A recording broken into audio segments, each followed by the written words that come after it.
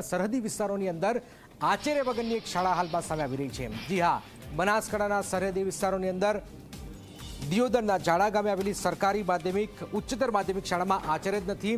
છેલ્લા એક વર્ષથી આચાર્ય ભૂમિકાબેન પરમાર શાળામાં હાજર નથી। વાલીઓ છેલ્લા એક વર્ષથી તંત્રને રજૂઆત કરે છે। તાલુકા વિકાસ અધિકારી, તાલુકા શિક્ષણ અધિકારી, જિલ્લા શિક્ષણ અધિકારીને રજૂઆત કરાઈ છે, પરંતુ આચાર્ય વગરની શાળામાં શિક્ષણ કેવી રીતે ચાલતું હશે તે સૌથી મોટો સવાલ છે।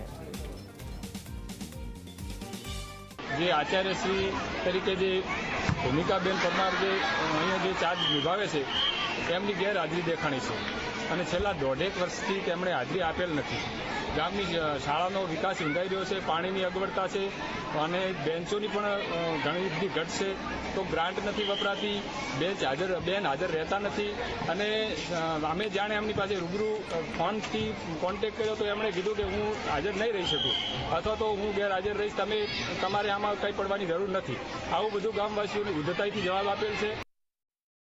બેનની ગેરહાજરીનો જે પ્રશ્ન છે એની બાબતમાં બધાએ અમે મળ્યા અને બેનને અમે વહેલો પણ નોંધ કરી પણ હજુ કોઈ આવ્યા નથી। એટલે હવે તમે રૂબરૂ ગામ વતી આવીને પ્રિન્સિપાલ સાહેબે કીધું કીર્તિભાઈએ કે અમને ચાર્જ આલવાનું કીધું, પણ ગામની રૂબરૂ આવીને આલો એટલે તમારો પ્રશ્ન સોલ્વ થઈ જાય। તમારે અહીં સર્વિસ બોર્ડની હોય તો પછી અમારે શું કેમ ખોટું હેરાન થવાનું, તમારે અહીંયા જ નોકરી કરો ને અમારું બધું હેડે। ગામમાં આચાર્ય તરીકે બેનની નિમણૂક કરેલી છે, ક્લાસ 1-2માં આવે છે।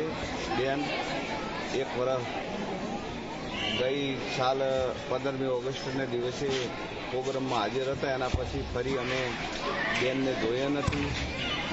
દોઢ વર્ષથી બેન આવતા નથી, તો બેનને ગાંધીનગર કામગીરી હોય કે અથવા ગમે ત્યાં કામગીરી કરતા હોય અમને વાંધો નથી, તો અમને નવો શિક્ષક મળવો જોઈએ। વાત સાયકલોની આઝાદી।